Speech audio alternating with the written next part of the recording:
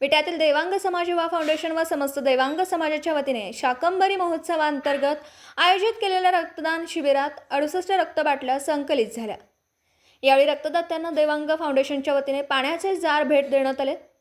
सध्याच्या रक्त टंचाईच्या पार्श्वभूमीवर शाकंभरी महोत्सवांचा औचित्य साधून आयोजित या शिबिरात विटा देवांग समाजाच्या आवाहनास विटेकरांनी व विशेषतः तरुणांनी व तरुणींनीही उत्स्फूर्त प्रतिसाद दिला।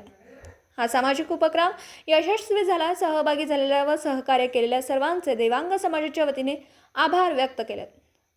रक्त संकलनाचं काम MSI ब्लड बँक यांनी केलं।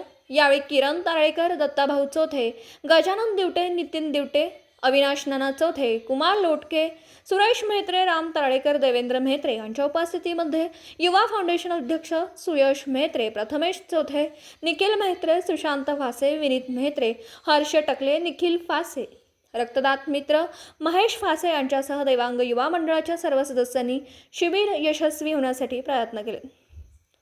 अध्यक्ष देवांग समाज युवा फाउंडेशन विटा सुयश मेहत्रे व सहकारी।